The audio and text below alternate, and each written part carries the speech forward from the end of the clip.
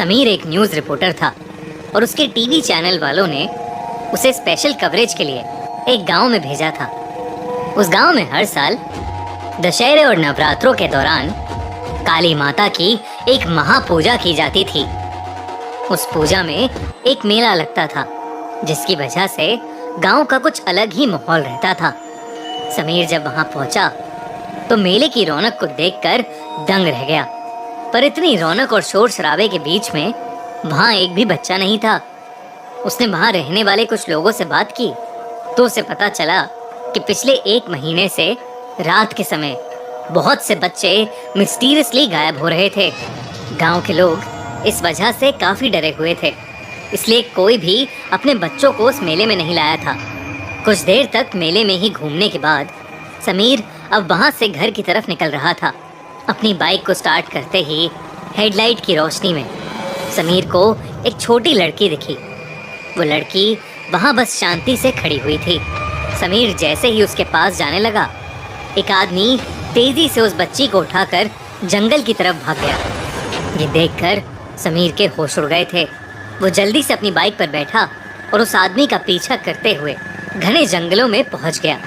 समीर को वो आदमी कहीं दिखाई नहीं दे रहा था, पर उसे थोड़ी ही दूर से एक रोशनी आती दिखाई दे रही थी।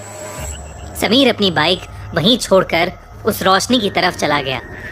उस रोशनी की तरफ चलते चलते वो एक छोटे से गोडाउन के सामने पहुंच गया था। जंगलों के बीचों बीच उस गोडाउन का होना बहुत ही अजीब था, पर समीर उस मासूम लड़की के बारे में ही सोच रहा था और उसे बचाने के लिए उस गोडाउन के अंदर चला गया। पर उस गोडाउन के अंदर जो समीर ने देखा वो उसकी सोच से भी परे था। उस गोडाउन के बीचों बीच एक बड़ी सी आग जल रही थी और उस आग के आसपास बहुत से छोटे बच्चे जमीन पर बेजान से पड़े हुए थे। उनके शरीर का रंग नीला पड़ चुका था।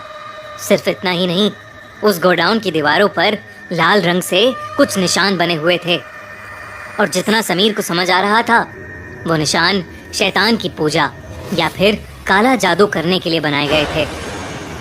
समीर ने कांपते हाथों से अपने मोबाइल से पुलिस को फ़ोन मिलाया, लेकिन तभी समीर को अपने पीछे से एक जोर का धक्का लगा और वो ज़मीन पर गिर गया। समीर का फ़ोन उसके हाथ से छूट गया और कहीं दूर जाकर गिरा। समीर ने घबराई हुई नज़रों से अपने पीछे देखा तो उसके पीछे एक बहुत ही लंबा चौड़ा आदमी खड़ा हुआ था।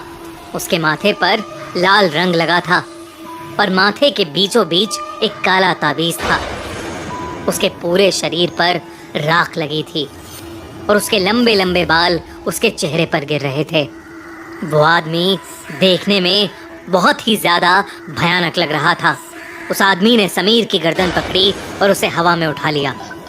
देखते ही देखते समीर की सांसें खत्म हो गईं और वो वहीं नीचे गिरकर मर गया। अब वो आदमी समीर की लाश को वहीं फेंक कर उस आग के पास जाकर कुछ मंत्र पढ़ने लगा। उस आग में बार बार कुछ डालकर वो जोर जोर से अपने शरीर को हिलाने लगा।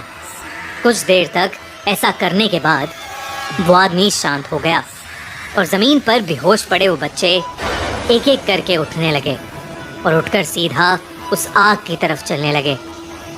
ऐसा लग रहा था जैसे उनमें जान नहीं थी, बल्कि कोई कठपुतली की तरह उन्हें आग की तरफ भेज रहा था।